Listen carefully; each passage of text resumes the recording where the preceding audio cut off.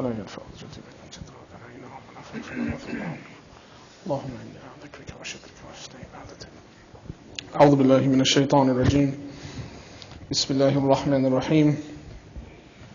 الحمد لله رب العالمين والصلاة والسلام على سيدنا محمد وعلى آله وصحبه أجمعين.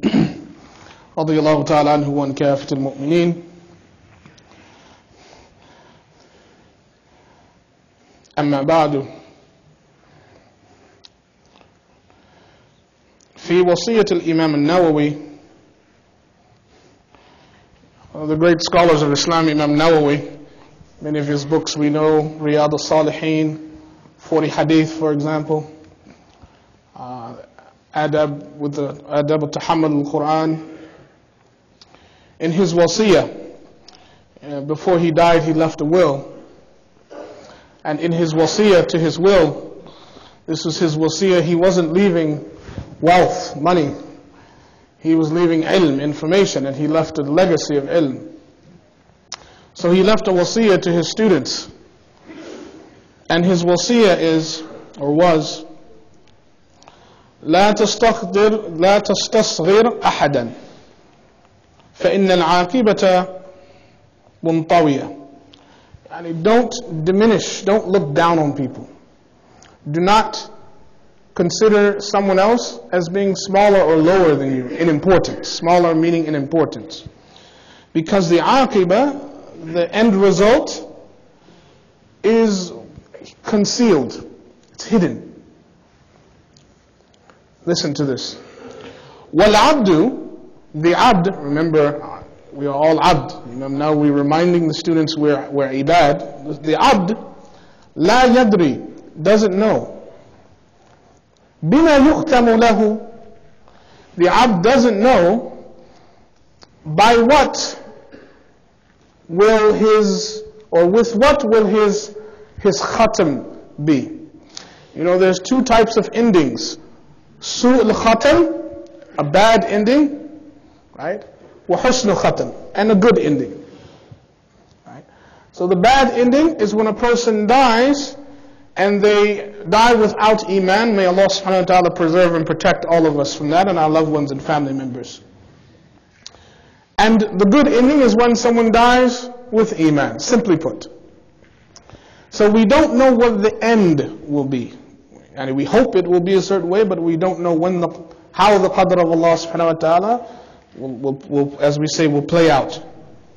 And he says, فَإِذَا رَأَيْتَ عَاصِيًا, when you see, or if you see someone who's disobedient to Allah subhanahu wa ta'ala, you see someone in the act of disobeying Allah subhanahu wa ta'ala, فَلَا تَرَى نَفْسَكَ عَلَيْهِ, then don't think and consider your nafs, your soul, yourself, to be above them.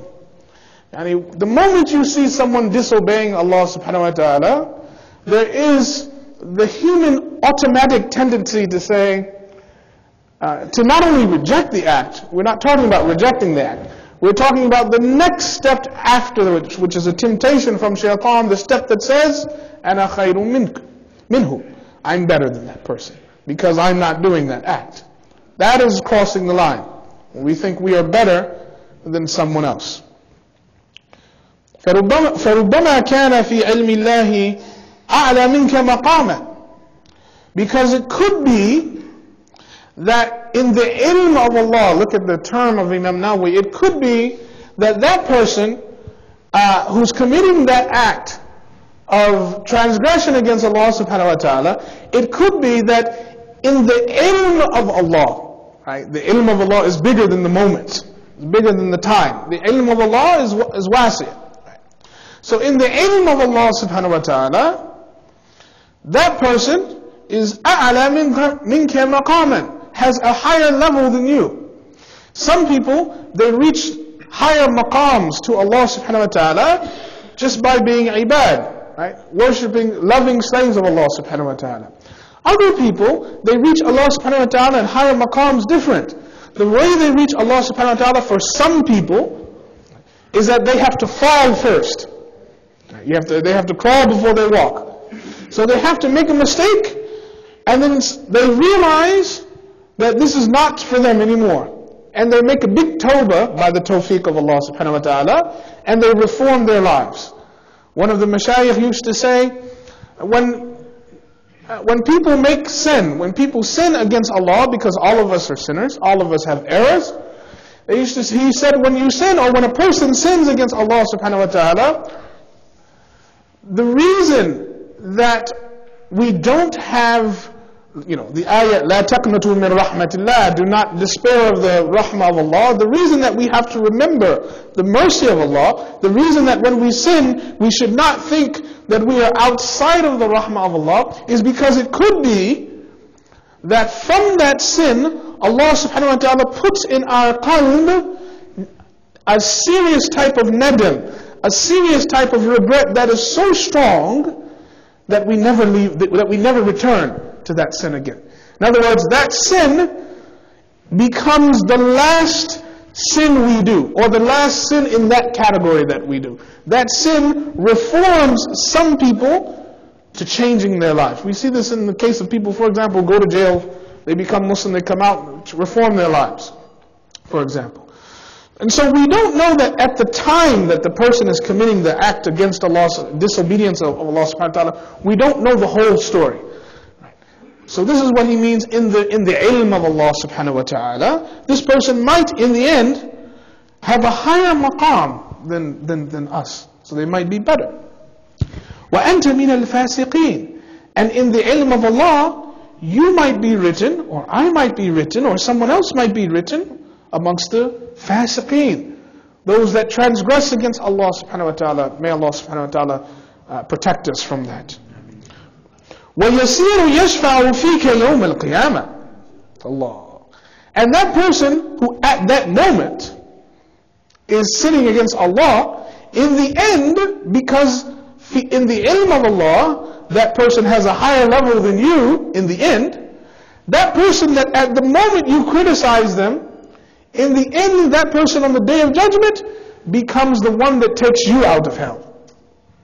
SubhanAllah. You never know. One of our teachers used to say, life is like a wheel. The wheel, it turns. He said, the wheel of life. He said, the thing is, the wheel of life is always turning.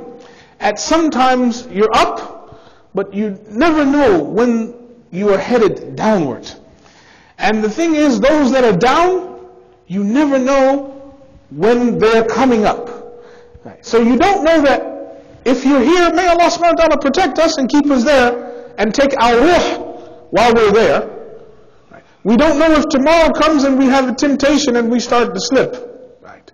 Or we don't know if someone else is at the bottom and being at the bottom reforms their qalb, gives them a boost. They have that experience because that was the lesson they had to learn. Some people learn that fire is hot when they hear it in khitab, when they're told. Some people, they have to experience the burn. Then they know, okay, fire is hot. And they're not going to touch it again. And then they warn others because of their experience. Yeah, this is sunnatul hayat. So Imam Nawawi, he says, continuing in his wasiyah, because his wasiyah was, what he left his students with, was how to deal with relations, social relations with the community. So he says, وَإِذَا رَأَيْتَ صَغِيرًا.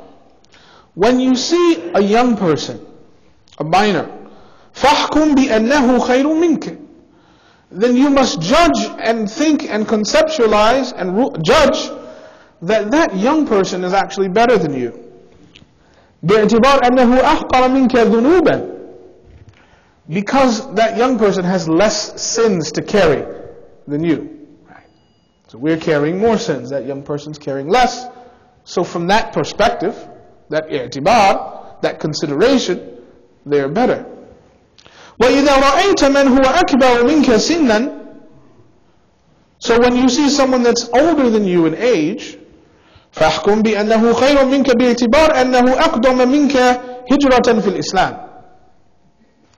Then you consider that person is better than you with regard to the fact that they have been in Islam longer than you. Their journey to Islam began before your journey. They knew Allah before you knew Allah. They establish a relationship with Allah before you establish your relationship with Allah. Right? So from that consideration, they're better. وَإِذَا رَأَيْتَ كَافِرًا, and when you meet with the disbeliever in Allah, فَلَا تَقْتَعُ لَهُ بِالنَّارِ لِاحْتِمَالِ أَنَّهُ يُسْلَمْ or يُسْلَمْ وَيَمُوتْ مُسْلِمًا. Don't make it certain that that person is definitely going to hellfire. قطعا يعني. 100%.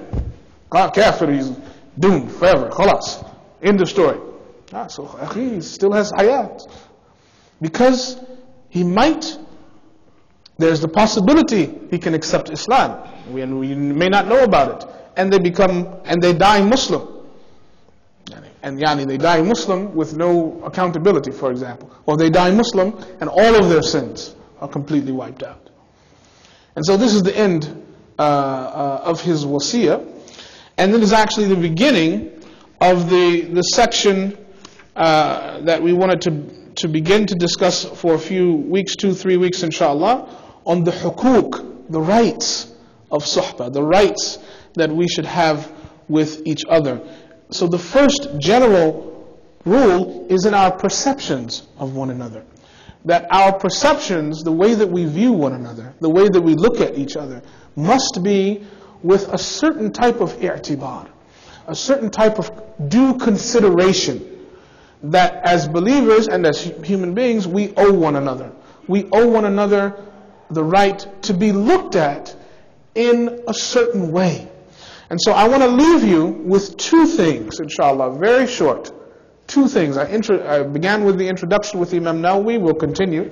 But I want to leave you with two rules, we'll continue the rules, two hukuk, two rights, for consideration. Very short. The first one, the first consideration, is to be blind to the errors of your brother. Very important. To be blind to the errors of your brother. مَنْ نَظَرَ إِلَىٰ عُيُوبِ النَّاسِ, whoever goes around looking at the faults, the mistakes, the defects of people, going around criticizing, waiting for someone to mess up, قَلَّ نَفَرٍ. The benefit that he gets from that viewing, the benefit that is derived from that perspective, is so small. You don't get any benefit. وَخَرَبَ قَلْبَهُ, and his heart ends up being ruined. Okay? In other words, that the way that we view, if we consider our brother's faults or our sister's faults first, before we give them excuses, then what happens is we derive no benefits. Right? This is the other hidden spiritual meaning. Right, the second deeper meaning of Allah subhanahu wa ta'ala's ayah in the Quran, كُلِّ الْمُؤْمِنِينَ يَغُدُّوا مِنْ أَبْصَارِهِمْ. Tell the believing men, right, and later on the believing women, to lower their gaze. Lower their gaze has two meanings. One, the obvious meaning, the zahir meaning of lowering the gaze from a point of adab, not looking at the aura, etc. But then the second layer of meaning, the deeper meaning, the more in-depth meaning, it's easy to close your eyes or to look away when something's in front of you when you're not supposed to look at. It's more difficult when you actually see people's aura, not the physical aura, but you see their mistakes, you see their faults, you see their defects, and you are forced to do ghadd al-basar, to be blind, to turn a blind eye, right? And to look at them and to look past that error and that mistake. That's also lowering the gaze. That's also ghadd al-basar. And that is the first haqq of suhbah. That we are all people of error. And so the first rule is to look over that. To be able to overlook that. In the words of the adab, to be literally ama, blind. Right? To be blind. It's as if you cannot see the mistakes of your brother. Now, there's deeper rules for that. We're starting at the general, we're going to go down into deeper. The next point, and we'll end on this point inshallah, next week we'll continue. The last point we'll mention today inshallah ta'ala is to, sometimes you're blind to things, but maybe you can't be blind. So what do you do in the next level? The next level is when you see the faults of your brother or your sister, you interpret away those faults. You give excuses to those faults. some of the ulama, they say, مَا رَأَيْنَا شَيْئًا أَحْبَةَ لِلْأَعْمَالِ. There is nothing which will destroy your deeds. وَلَا أَفْسَدَ لِلْقُلُوبِ. And nothing that is more harmful to your qalb. وَلَا أَسْرَعَ لِهَلَاكِ الْعَبْدِ. And nothing that will ruin and destroy the abd quicker. وَلَا أَقْرَبَ مِنَ الْمَقَتِ. And nothing that is more closer to the hatred and anger of Allah subhanahu wa ta'ala. وَلَا أَلْزَمَ بِمَحَبَّةِ الرِّيَاءِ وَالْعُجُبِ وَالرِّيَازَةِ. And nothing that automatically brings about love of pride, love of being known, all of these diseases of the heart. Nothing that brings these diseases quicker. مِنْ قِلَّةِ مَعْرِفَةِ الْعَبْدِ عُيُوبِ نَفْسِهِ. There's the only thing that brings about these diseases quickly, the disease of your destruction of your heart, the disease of ruining your amal, the disease of bringing the hatred, the displeasure of Allah, then the ability to be blind to your own mistakes. Right? وَالنَّظَرُهُ فِي عُيُوبِ النَّاسِ. While you're constantly looking at the mistakes of other people. So you give excuses to yourself, right? Or I give excuses to myself, but when it comes to my brother or my sister in Islam, I don't allow them those same excuses. As a matter of fact, I'm the first to criticize them. The first not to give them excuses. But for myself, I give myself all kinds of rukhsah and all kinds of considerations, etc. So this is the human nature to do this. Our charge as mu'mineen, as believers in suhbat, right? Suhbat al-akhyar, is to reverse that system. So remember, the rule is to be blind to each other's faults, to lower our gaze, and if we cannot do that, then to try to interpret away, give a different ta'weel, an explanation to the faults, to our brothers and sisters' mistakes, inshallah ta'ala. We'll continue, inshallah ta'ala, next week. May Allah subhanahu wa ta'ala ennoble us and honor us with good relations in our communities. Walhamdulillahi rabbil alameen.